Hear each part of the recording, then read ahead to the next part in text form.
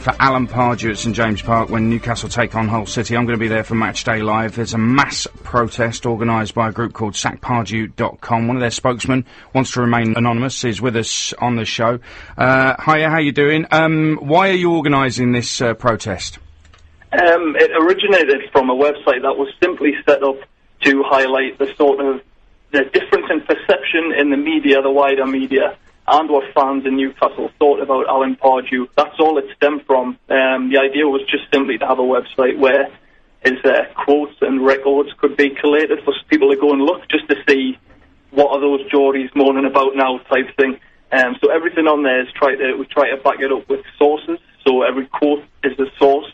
Every fact and record has been sourced and it's being updated after every game that we play. And it sort of seems to have tapped into something and taken off on a life of its own completely, if you consider that it only started last Monday.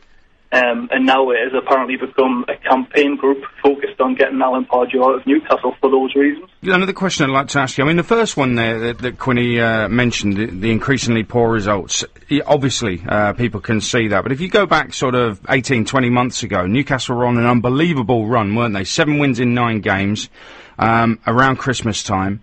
And then, it almost seemed to me, without Alan Pardew knowing, Johan Cabaye was sold and not replaced, and that completely destabilised the manager. Did you have some sympathy for him then?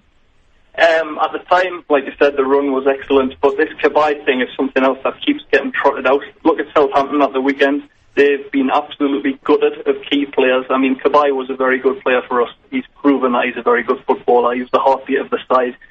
But it seems to be a crutch that has been lent on far too heavily. You will not hear another club who gets spoken about as much as Newcastle do, where one player is brought up so much who's left. You didn't even hear about it with Ronaldo when he left Manchester United. It keeps coming back to Cabaye, and Southampton have shown they've been absolutely decimated, and the way that they took us apart, which Mick Quinn detailed absolutely brilliantly in his article in the Chronicle this week, shows that it can't be about one player, it's about the team, and it's about how Alan Pardew motivates the team. And maybe using that Cabaye excuse over and over again is giving the players an easy way out. Right, so this has gathered momentum, you said, the statement and sackpardew.com. What do you hope to achieve then? Is it just the end of Alan Pardew in charge of a Newcastle United team, or even the board, Mike Ashley? I mean, what is the end product? As it stands, we thought we had to start with a really focused campaign. Like I said, it's come about, I'm just speaking on behalf of a group of up to 200 people from all over the world, people from London, everywhere, Netherlands, America, Australia, and we just felt that we had to start with something that we might be able to influence a little bit. I don't know what the situation is at Newcastle, whether Ashley has lost faith in them and there's a standoff over compensation or whatever, or if he is just simply happy to back him. But as it stands, it's looking increasingly like he is in an untenable position. He's lost the support of most of the fan base if you go by local opinion polls. So maybe things will be more positive if he does leave, if he resigns, if he gets a job somewhere else. There's some nice jobs popping up at the minute that he might be interested in. If he gets sacked, if Ashley's willing to take that hit. But as it stands, I can't see any way other than the spiral that we're in continuing. I happen to agree with you to a certain extent. I thought he should have been sacked after the headbutt on David Mailer, which, no manager, no figurehead of a football club, certainly not a Premier League club, should get away with that. I was amazed he kept his job, but he did. And neutrals outside of Newcastle, and you talked about them before, they will be feeling sorry for Alan Pardew that you're targeting him in such a way when clearly the owner, you're at odds with the owner as well. So they say they feel sorry for Alan Pardew. What would your message be to them? Yeah, it's simply because while manager change is something that can be facilitated, we know that it's a lot harder to rustle up someone who's got 300 and 400 million sitting in the bank to buy a football club. People might see it as a vindictive and personal campaign. As I've said, we've tried our best across all platforms, social media, on the website directly, not to bring where Alan Pardew comes from into it. There's nothing to do like that. We're trying to outline that there are good reasons why Newcastle fans aren't happy.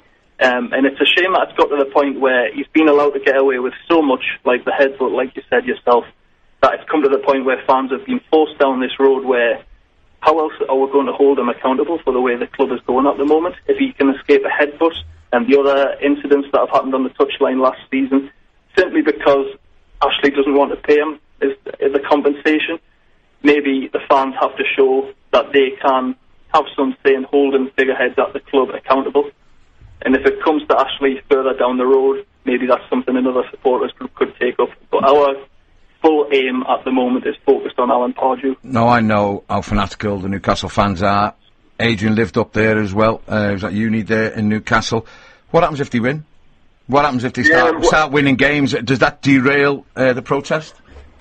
Quite possibly. You know how easy people are swayed by results, but the Cardiff game at the end of last season shows that there can be a balance struck between supporting the team and trying to target people higher up the club. So I would say a win. Obviously, we'll be supporting the players. I hope there's a song for every single player out on that pitch so they know that none of this is directed towards them, even though their efforts in recent weeks could be easily questioned. So I'm hoping there's a song for everyone on that pitch, and I hope that people's negativity is solely aimed at showing Alan Pardew how unhappy we are, which is why we've sort of tried to signify an early minute, the 5th minute, in just to highlight his abysmal record of 5 wins out of 23 in 2014, which is despicable no matter which way you look at it.